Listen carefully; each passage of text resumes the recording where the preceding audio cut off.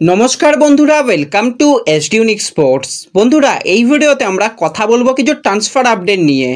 বিশ্বকাপে খেলা প্লেয়ার কি আসতে চলেছে কলকাতায়, সেই নিয়ে কি আপডেট বেরিয়ে আসছে সেগুলো তোমাদের সঙ্গে শেয়ার করে নেব। বর্তমানে ইউরোকাপ দলের সদস্যর দিকে নজর রয়েছে, সেই প্লেয়ারকে নিয়েও আপডেট শেয়ার করার রয়েছে। এছাড়া কিছু ফুটবল আপডেট রয়েছে, সেগুলোও আমরা শেয়ার করে নেব এই ভিডিওতে। তাই ভিডিওটা শুরু থেকে শেষ পর্যন্ত দেখো, আর ভিডিও ভালো লাগলে সকলে একটা করে লাইক করে দিও। আর যারা চ্যানেলে প্রথমবারের জন্য এসেছো, মনে করে চ্যানেলটাকে সাবস্ক্রাইব করে তার পাশের বেল আইকনটাকে অন করে রেখো, তাহলে তোমাদের প্রিয় দলের খেলার সমস্ত আপডেট তোমরা এখানে পেয়ে যাবে। তো চলো আর দেরি না করে ভিডিও শুরু করা যাক। তো প্রথমেই যদি আমরা একটুখানি সিএফএল নিয়ে কথা বলি, তো সিএফএল নিয়ে কিন্তু মোটামুটি একটা আপডেট বেরিয়ে আসছে। ডার্বি ম্যাচের মতন কিছু হাই ভোল্টেজ ম্যাচ টিভিতে দেখানোর একটা চিন্তাভাবনা রয়েছে।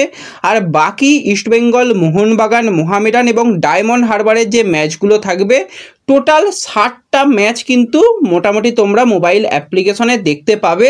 সেরকমটাই আপডেট বেরিয়ে আসছে। কিছু নামও বেরিয়ে এসেছে, যদিও এখনও অফিসিয়াল সেটা হয়নি। যতক্ষণ না অফিসিয়াল হচ্ছে ততক্ষণ আমরা একটু ওয়েট করে যাব। অফিসিয়াল হয়ে গেলে কিন্তু তোমাদের ফেসবুক পেজে জানিয়ে দেব। তো সিএফএল খুব তাড়াতাড়ি শুরু হতে চলেছে, তো এটা কিন্তু কলকাতাবাসীদের জন্য খুবই একটা বড় সুখবর। সিএফএল দিয়েই অভিযান শুরু হবে। আর ইস্টবেঙ্গল তো রীতিমতন তারা ভালোই অনুশীলন করছে। তার সাথে সাথে যেরকমটা তোমাদের কালকে রাতেই জানিয়েছিলাম যে লাল বিয়াকনাকে কিন্তু মোহনবাগান চূড়ান্ত করে ফেলেছে। আজকে কিন্তু সে মোহনবাগানের প্র্যাকটিসেও এসেছিল, তার একটা মেডিকেলি টেস্ট হবে। সেখানে যদি সে পুরোপুরি ফিট থাকে তাহলে কিন্তু তাকে সবুজ মেরুন জার্সি গায়ে আমরা দেখতে পাবো। তো একদিকে ডেভিড, তাকেও কিন্তু আমরা চাই, অন্তত আমি চাই ডেভিড এবং দেবজিৎ এই দুজনই ইস্টবেঙ্গলের হয়ে সিএফএল খেলুক। আর অপরদিকে লাল বিয়াকনিয়ার মতন প্লেয়ার, যে আই লিগে গত বছর ভারতীয় প্লেয়ারদের মধ্যে টপ গোল স্কোরার এবং আই লিগের ইতিহাসে সর্বশ্রেষ্ঠ গোল স্কোরার, তাকে যদি মোহনবাগান খেলায় আর সুহেল ভাটের মতনও তারকা প্লেয়ারকে যদি খেলায়, তাহলে কিন্তু একটা দারুণ লড়াই হবে। আর একই গ্রুপে ইস্টবেঙ্গল, মোহনবাগান রয়েছে, তো লড়াই কিন্তু জমে যাবে বস। তো দেখা যাক কতটা কি ব্যাপারগুলো উঠে আসে পরবর্তী সময়। এই বিষয় নিয়ে আপডেট এলে তোমাদের অবশ্যই জানিয়ে দেবো। এরপর যদি আমরা আপুইয়াকে নিয়ে কথা বলি, তো তোমাদের সকালবেলার ভিডিওতেই জানিয়ে দিয়েছিলাম আপুইয়াকে নিয়ে ব্যাপার। এবার বাদবাকি সমস্ত জায়গা থেকেই তোমরা আপুইয়াকে নিয়ে দেখে নিয়েছো যে শেষ মুহূর্তে মোহনবাগান কিন্তু তাকে চূড়ান্ত করে ফেলেছে।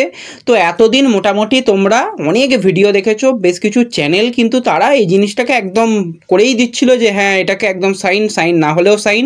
আসলে তারা কি করতে চাইছিল বলো তো, ফ্যানদের ইমোশন নিয়ে খেলতে খুব ভালোবাসে কিছু কিছু জায়গা, কিছু কিছু একদম চ্যানেল। আমি বলে দিচ্ছি নামগুলো, চ্যানেলের বলছি না, তোমরা সবাই জানো, সব কিছু জানো। তো অবশ্যই ফ্যানদের নিয়ে খেলছো, খেলো, কিন্তু সেই খেলা যে বেশি দিন চলে না সেটা কিন্তু আজকে আবারও প্রমাণিত হয়ে গেল। তো যতক্ষণ না পেন পেপারে সাইন হচ্ছে ততক্ষণ কোনো প্লেয়ারকে ডিলডান বলাটা উচিত নয়, সেটা কিন্তু আজকে আবারও প্রমাণ হয়ে গেল। তো আপুইয়া সে নিজে ট্রান্সফার ফিটা ট্রিগার করেছে বলেই কিন্তু মোহনবাগান তাকে নিতে সক্ষম হচ্ছে। যদিও এখনও সাইনিং হয়নি, কিন্তু সাইনিংটা হয়ে যাবে। সমস্ত কিছুই মোটামুটি হয়ে গেছে, 2-3 দিনের মধ্যে সাইনিং কমপ্লিট হয়ে যাবে। আর ইস্টবেঙ্গল কিন্তু এত বড় চুক্তি দিতে পারতো না। ইস্টবেঙ্গল, আমি যেটা বলেছিলাম 2+1 ইয়ার ডিল, আর বাকি তোমরা সমস্ত জায়গাতে শুনেছিলে যে 3+1 ইয়ার ডিল। তো কে ঠিক কে বেঠিক সেটা তো সময় কথা বলবে। আমি বারবারই বলি একটু অপেক্ষা করো, যারা অপেক্ষা করো, যারা এসডি ইউনিক স্পোর্টস চ্যানেলকে ভরসা রাখো, তারা কিন্তু আজকে বেশিরভাগই হতাশ হওনি। আর যারা হতাশ হয়ে অন্য চ্যানেলের কথা এসে আমাকে বলছো, আমাকে বলে লাভ নেই বস। আমি 4টে ভিডিও বানিয়েছি, 4টে ভিডিওতেই আমার একই কথা, পেপার পেনে সাইনিং হয়নি। ইস্টবেঙ্গল কথাবার্তা বলেছিল সেটাই, এবং যারা বলেছিল যে হ্যাঁ পেপার পেনে সাইনিং হয়ে গেছে, তাদের গিয়ে প্রশ্ন করো। তাদের 40টা ভিডিও রয়েছে, তাদের 20টা লাইভ রয়েছে, তাদের গিয়ে প্রশ্ন করো। বাদবাকি আমরা যারা এত দিন ধরে কাজ করছি, আমাদের তো কিছু না হলেও অভিজ্ঞতা হয়েছে। সেই অভিজ্ঞতা থেকেই আমরা বলেছিলাম বা সোর্স অনুযায়ী বলেছিলাম যে সাইন হয়নি। সাইন হলে তো জানিয়ে দিতাম, যেরকমটা ডেভিড বহুকাল আগে জানিয়েছিলাম, তখন আমাকে আক্রমণ অনেক রকম করা হয়েছিল, তার প্রমাণ কালকে দিয়ে দিয়েছিলাম। তো আমি প্রমাণ নিয়ে কথা বলতে ভালোবাসি, এবং যতক্ষণ না কোনো মিডিয়া থেকে নিউজ ব্রেক করছে বা তারা অফিসিয়ালি জানাচ্ছে ততক্ষণ আমি বলি না। তো সেই ব্যাপারটাই, যারা আমাকে আজকে দোষারোপ করবে, দোষারোপ করে কোনো লাভ নেই। আমার চ্যানেলে 4টে মতন ভিডিও পাবে আপুইয়াকে নিয়ে, বাদবাকি চ্যানেলে 40 ভিডিও পেয়ে যাবে। তো তাদের গিয়ে প্রশ্ন করো। তো আপুইয়া মোহনবাগানে আসছে, এটা মোটামুটি চূড়ান্ত হয়ে গেছে। এবার তোমাদের অনেকের মনে প্রশ্ন যে তাহলে ইস্টবেঙ্গলের কি হবে। এবার এই জায়গায় আমি ইস্টবেঙ্গল সমর্থকদের একটু আশার আলো দেখাতে পারি। এর আগেও তোমরা দেখেছিলে লোবেরা চলে গিয়েছিল, তখন অনেকে হতাশ হয়ে পড়েছিলে। তখন আমিও বলেছিলাম যে হ্যাঁ লোবেরা সাইন হয়ে গেছে, কারণ সমস্ত মিডিয়া, বড় মিডিয়া ব্রেক করেছিল যে সাইন হয়ে গেছে, এমনকি শিবাজি দাস সেও ব্রেক করেছিল যে হ্যাঁ সাইন হয়ে গেছে। তো সেটা হয়নি, তারপর আমরা সবাই হতাশ হয়ে পড়েছিলাম। কিন্তু তারপর কার্লোস কোয়াদ্রাত এসে দলের পুরো ভোল বদলে দিয়েছে। মানে যে জিনিস কেউ ভাবতে পারতো না সেই জিনিস কার্লোস কোয়াদ্রাত দেখিয়ে দিয়েছে। ডার্বি ম্যাচে দীর্ঘদিন বাদে, মানে 2-3 বছর বাদে ডার্বি ম্যাচ ইস্টবেঙ্গল জিতেছিল, টুর্নামেন্টের রানার্স হয়েছে, চ্যাম্পিয়ন হয়েছে, অনেক কিছু করেছে। তো ভালো হয়েছে। তো আবারও যেটা বলছি যে আপুইয়া চলে গেছে বলে যে একদম হতাশ হয়ে ভেঙে পড়ে তোমার চ্যানেল দেখবো না, তোমার ভিডিও দেখবো না, তোমরা ভুল বলো, সেরকমটা কিছু ব্যাপার নয়। ভালো হবে এটুকু বলে রাখছি। কোনো প্লেয়ারকে নিয়ে আমি এখনই নেগোসিয়েশনে যাচ্ছি না যে এই প্লেয়ার আসবে, এই প্লেয়ারের সঙ্গে লিঙ্ক আপ। এখন শুনতেই পাইনি, কি বলবো, নিজের মনের মতন গল্প বলবো। গল্প ভাই আমার দ্বারা হবে না। গল্প বলতে হলে প্রতিদিনই চলে আসতাম লাইভে, এসে ঘন্টার পর ঘন্টা গল্প বলতাম। গল্প বলা আমার দ্বারা হয় না, হবেও না। আপডেট এলে তোমাদের জানিয়ে দেবো, যেরকমটা বাদবাকি আপডেটও জানাচ্ছি। তো এটুকু বলে রাখছি যে শুনছি ভালো কিছু হবে, তবুও দেখা যাক, অপেক্ষা করা যাক। এই তো ট্রান্সফার মার্কেট 1 সপ্তাহ হলো ওপেন হয়েছে, তার মধ্যে অর্ধেক দল গঠন ইস্টবেঙ্গলে কমপ্লিট। এখনও কোনো প্লেয়ারকে ট্রান্সফার ফি দিয়ে নেয়নি, ভবিষ্যতে নিশ্চয়ই নেবে, তার দিকে আমাদের অপেক্ষা করে থাকতে হবে। এবার এই ব্যাপারটা নিয়ে একটুখানি বলে, আর এই ব্যাপার নিয়ে আমি আর পরে কথা বলবো না, তাই আজকেই বলে নিচ্ছি যে ইস্টবেঙ্গলের শীর্ষকর্তাকে সামনে রেখে অনেকে কথা বলেছিল। তো এতে কিন্তু শীর্ষকর্তাকেও ছোট করা হলো। শীর্ষকর্তা একবারও বলেনি যে আপুইয়াকে আমরা নিচ্ছি। শীর্ষকর্তার সঙ্গে কিন্তু যারা এই ব্যাপারগুলোকে, শীর্ষকর্তাকে রীতিমতন ছোট করা হলো। তো আশা করি ভবিষ্যতে তারা এই জিনিসগুলো আর করবে না, বা করলেও সেটা তাদের ব্যাপার। আর ইস্টবেঙ্গল হিস্ট্রি তো অনেক দিন আগেই বলে দিয়েছিল, ভিউজের জন্য যারা করছে তাদের কথায় কান দিও না। তখন তোমরা কান দিয়েছিলে, আমি বলো বা বাদবাকি অনেক চ্যানেল বলো, তাদের মানে অতিরিক্ত খারাপ ভাষায় আক্রমণ করেছিলে। তো আজকে দুধ কা দুধ পানি কা পানি হয়ে গেছে, আসল সত্য বেরিয়ে এসেছে। আশা করি তোমরা সকলেই জিনিসটাকে অন্তত যাচাই করে নিলে। এবার তোমাদের উপর ব্যাপারটা, তোমরা কাকে বিশ্বাস করবে কাকে করবে না। আমি তো বলবো সবাইকে বিশ্বাস করো, আর অফিসিয়ালের দিকেও একটুখানি নজর রেখো। এর বেশি কিছু নয়।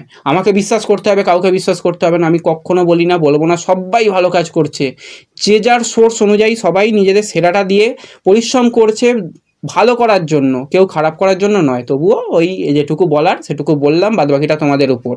এরপর যদি আমরা একজন বিশ্বকাপ চ্যাম্পিয়ন প্লেয়ারকে নিয়ে কথা বলি, তো 35 বছর বয়সী স্প্যানিশ ডিফেন্সিভ মিডফিল্ডারের প্লেয়ার জাভি মার্টিনেজ।